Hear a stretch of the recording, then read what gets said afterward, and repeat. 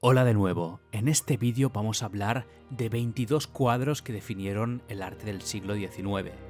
El siglo XIX, a grandes rasgos, fue un periodo de cambios sociales y tecnológicos que trajeron consigo una creciente fragmentación de las artes. El neoclasicismo empezó siendo un movimiento importante, pero tras el exilio del emperador francés Napoleón, surgió y ganó forma el romanticismo, de la mano de varios artistas en Francia y Alemania, entre otras naciones. Más adelante fueron surgiendo otros movimientos como el realismo, el impresionismo y el post-impresionismo, que ofrecieron muchas ideas nuevas. Salvo dos excepciones que irás viendo en mi listado de cuadros, trataré de ceñirme a mostrar un cuadro por artista. Pues bien, vamos allá. La Gran Odalisca. La Gran Odalisca fue un cuadro realizado por Dominique Ingres en el 1814 que muestra a una odalisca, o mujer sirvienta, rodeada de elementos exóticos como un turbante, sábanas de seda azul y una pipa de opio. Destaca por su sensualidad, su estilo orientalista y por romper con los cánones clásicos al presentar una anatomía intencionalmente distorsionada para lograr mayor fluidez y gracia. Es un cuadro del neoclasicismo, aunque con una ligera influencia del romanticismo, que era su contrapartida en aquella época. Como dato curioso, este cuadro fue encargado por Carolina Murat, hermana del emperador Napoleón.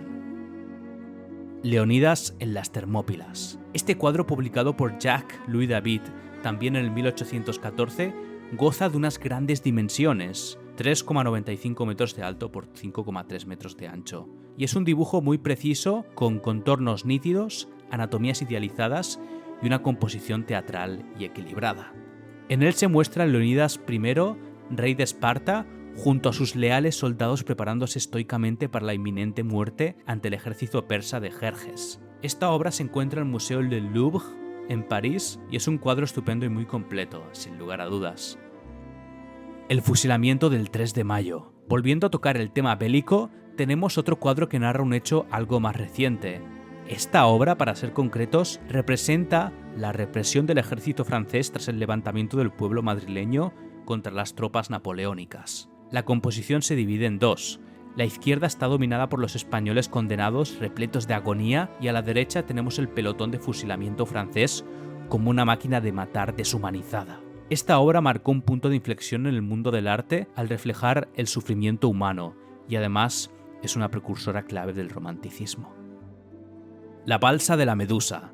Este cuadro de Théodore Géricault del año 1819 es del romanticismo y representa el trágico naufragio de la fragata francesa Méduse en 1816 frente a las costas de África. Su dimensión es colosal, de 4,91 metros de alto por 7,15 metros de ancho, y destaca por su temática de denuncia social y su composición cargada de dramatismo, realismo y tensión psicológica. En la parte inferior contemplamos la muerte y el vacío, y en la parte superior derecha vemos un rayo de esperanza con personas vivas que representan la vida. Un cuadro sensacional. Entrada de los cruzados en Constantinopla. Continuamos con otro cuadro potente, trágico y oscuro pintado por el gran Eugène Delacroix en 1840. Se aprecia una riqueza de color y luz, influenciada por los pintores renacentistas y venecianos que Delacroix estudió. En este cuadro se narran los episodios de la Cuarta Cruzada, de la primera década del siglo XIII, donde los cruzados saquearon y conquistaron Constantinopla. Como los dos cuadros previos que vimos, hay un profundo realismo psicológico y un contraste entre los caballeros medievales y los ciudadanos resignados y afligidos. La barca de Dante. Aquí tenemos otro cuadro de Delacroix, más antiguo, que él mismo pintó en 1822, con solo 24 años. Está inspirada en la obra La Divina Comedia de Dante Alighieri, y el uso del color también es excelente, con tonos intensos, rojos, amarillos y marrones, que se equilibran con el azul oscuro del mar. Es un cuadro algo más sencillo que los dos anteriores, pero el sufrimiento, el terror y la desesperación de las figuras desnudas salta a la vista. Las etapas de la vida. Este cuadro también pertenece al romanticismo, pero su estilo es más filosófico y contemplativo. Fue pintado en el 1835 por el artista alemán Caspar David Friedrich y se aprecia una playa en un atardecer de verano y se puede notar un paralelismo sutil pero poderoso entre los 5 personajes próximos a la orilla y los 5 barcos. Además, los personajes de la obra representan las etapas de la vida. infancia, juventud y vejez. Un cuadro agridulce y repleto de armonía.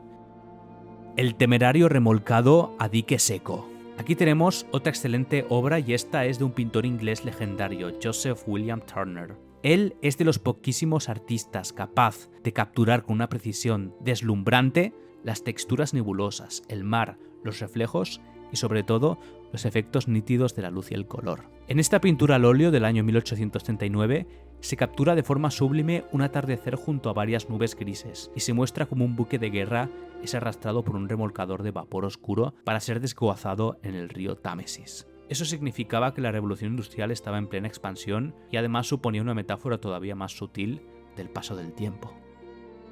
Romanos de la decadencia. Aquí tenemos una pintura de historia de estilo académico pintada por Thomas Couture en el 1847. Es un cuadro de gran resolución, de 5 metros de ancho por 8 de alto, súper elaborado, con demasiadas personas con actitudes enfadada, orgías y excesos por doquier. En la obra se critica y se denuncia el declive moral y la corrupción política, empleando la antigüedad como metáfora para cuestionar a la élite contemporánea, y se mezcla lo mejor del neoclasicismo de Dominique Ingres con el estilo romántico de Delacroix de forma eficaz.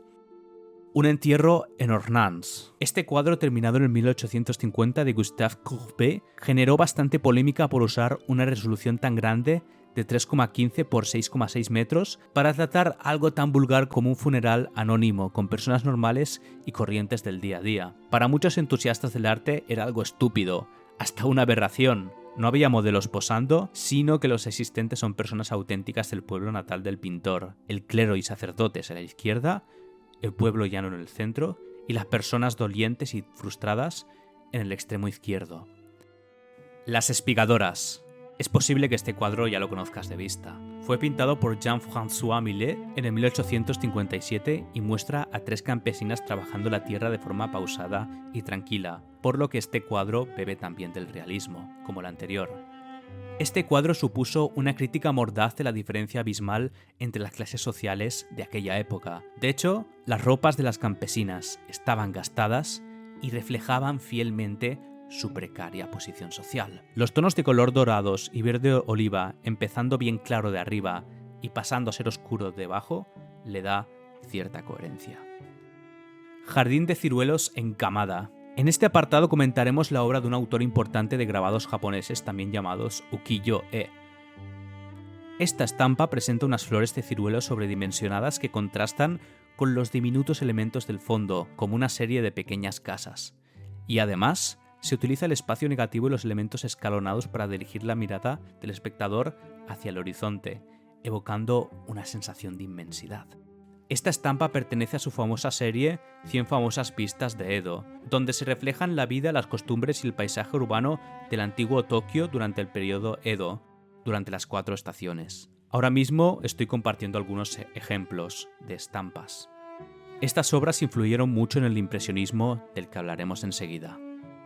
Almuerzo sobre la hierba. Este cuadro fue una de las primeras obras del impresionismo. Pintado por Edouard Monet en el 1863, representaba a 2 hombres vestidos conversando junto a una mujer desnuda en el bosque, mientras otra se bañaba en el fondo. Se mezclaban géneros tradicionales como el paisaje con figuras y el bodegón. Este cuadro generó rechazo debido al desnudo realista de la modelo, y este pintor junto a otros como Cézanne o Whistler no fue tenido en consideración. Sin embargo, la composición de este cuadro está muy bien elaborada y la pincelada es suelta y visible. La playa de Saint-Adresse. El impresionismo fue una corriente artística muy influyente en la década de 1860 que sentó las bases del arte moderno. Sus objetivos eran capturar la luz, el color y la pintura al aire libre. Este cuadro, concretamente del 1867 de Claude Monet, es un ejemplo claro de ello. En esta obra se muestra la costa de Le Havre y se emplearon pinceladas rápidas y fragmentadas para sugerir el movimiento del agua, las nubes y embarcaciones, alejándose del realismo académico estricto. Al ver este cuadro se percibe una armonía clara entre los diferentes elementos. Tanto el cielo como los veleros y los pescadores forman parte de la escena, sin que ningún elemento sobresalga drásticamente. La escarcha. Este cuadro es del 1873 y fue realizado por Camille Pissarro. Pertenece también al impresionismo y muestra un camino rural inclinado pintado de forma sutil, Como en otro cuadro que vimos antes, se representa la vida cotidiana de los campesinos, aunque con un énfasis mucho más centrado en el paisaje. La paleta de colores se centra en tonos neutros, grises y blancos, con sutiles acentos terrosos y ocres para reflejar el frío matinal. El resultado es muy sofisticado. Actualmente esta obra se expone en el Museo d'Orsay en París. Proserpina. El cuadro Proserpina, también llamado Perséfone, fue pintado por Dante Gabriel Rossetti en el 1874. Se muestra a una elegante dama tras comer varias semillas de granada, el fruto de los muertos, lo que la condena a pasar la mitad del año en el inframundo. Un cuadro oscuro e irresistible al mismo tiempo. Como dato curioso, la modelo que hacía de Proserpina era Jane Morris, con quien el autor mantuvo un apasionado romance.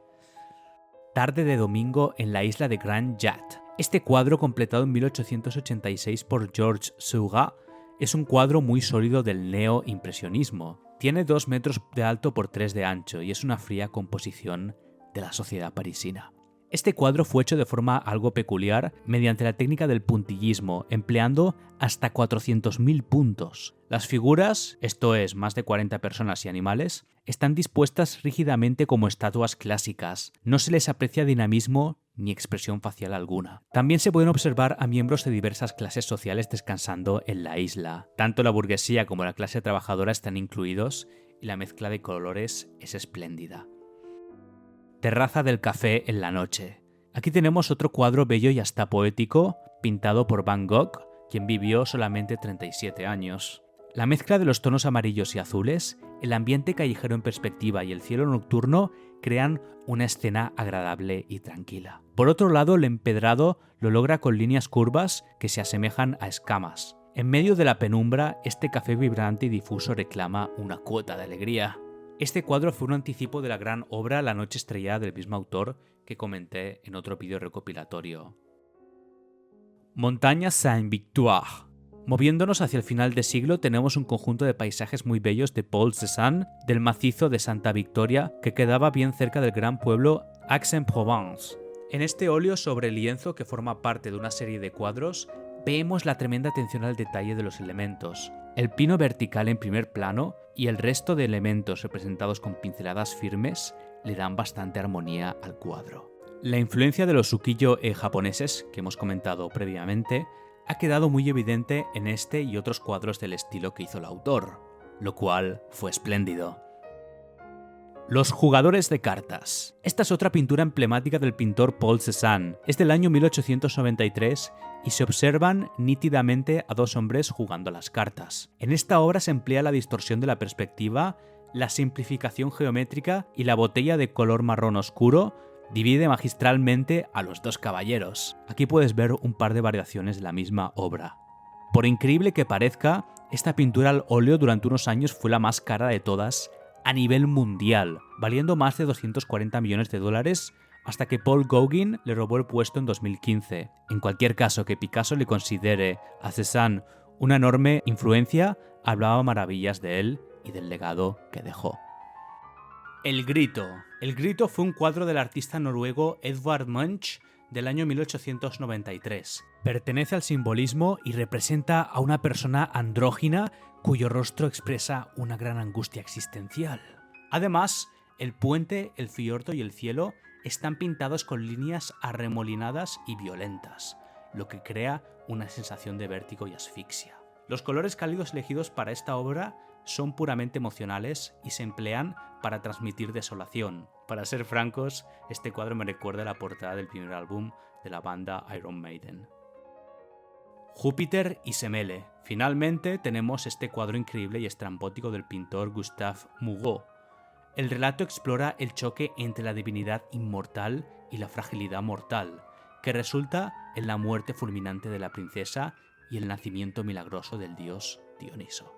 Es un cuadro oscuro y con tintes esotéricos, pero de una enorme calidad y con un impacto perdurable. A muy pocos les habrá dejado indiferente. Bueno, chicos y chicas, hasta aquí el vídeo. Ha sido un vídeo que me ha dado un trabajo bastante grande de hacer y he usado este libro, el libro del arte, como inspiración y como referencia al ver los diferentes artistas, pintores y movimientos artísticos.